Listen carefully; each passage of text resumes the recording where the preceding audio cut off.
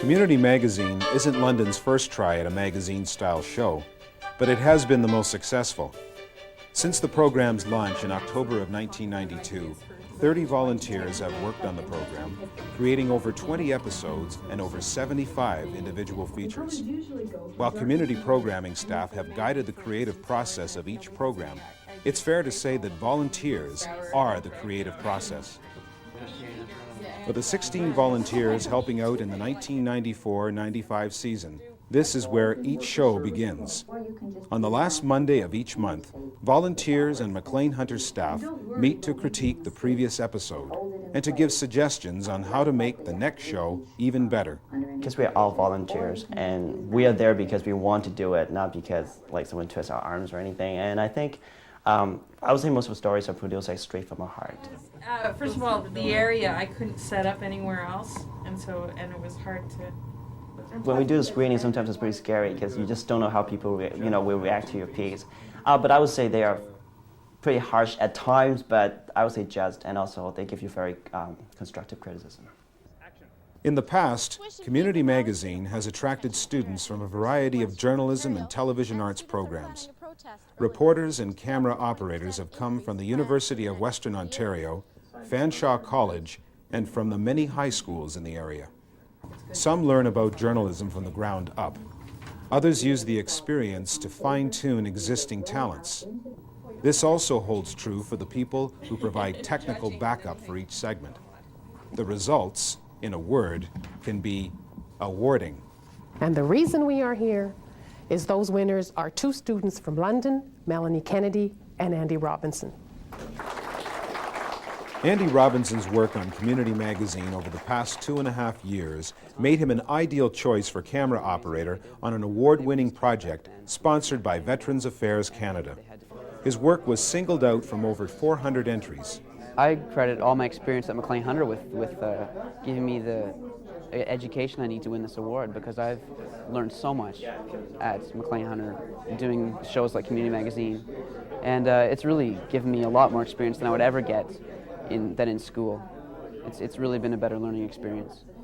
All of these volunteers make full use of the resources Community Magazine offers. That means opportunities for them and new heights in cable television quality.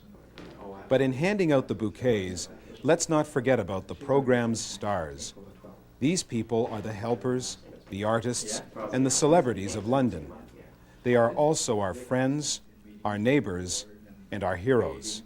Excuse me, did you say Delaware? Well, if you did, you're absolutely right. Delaware now lays claim to some of the most unique artwork you'll find anywhere. Sam Radoff, better known in automotive circles as Yosemite Sam, currently practices his world-class art in this small-town venue.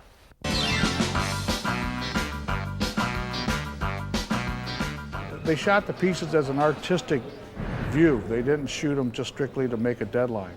They went after the angles and the different profiles of the piece, which enhances my work. They went around it and they went through it and shot all kinds of really interesting angles that I never even thought of, and it turned out great. Since 1992, Community Magazine has served as a combination auto showroom, music hall, and art gallery for local talent. Viewers have experienced everything from barbershop quartets to people who raise lovebirds in their basements.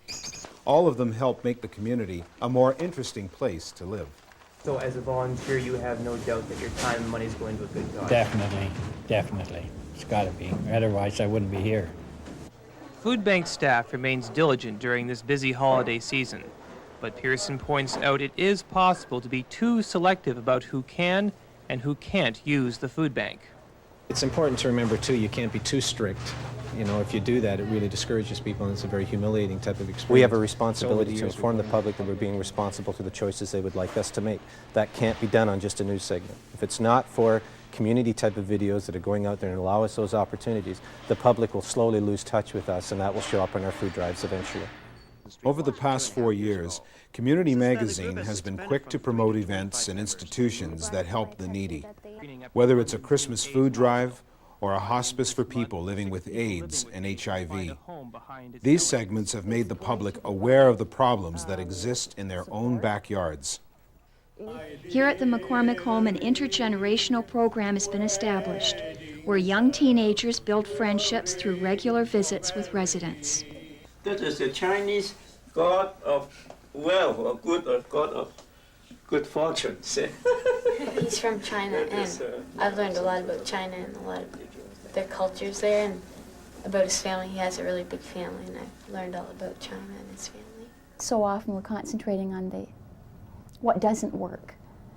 And people always talk about young people being awful and all they do is play and have fun. This was a show that concentrated on the powerful potential of communicating across the generation gap. There were so many favorite moments during that video. When you caught the one gentleman with his student and they were playing some music in the background, I believe it was one of their last ones, I thought that was very touching. The music and just the look of him laughing.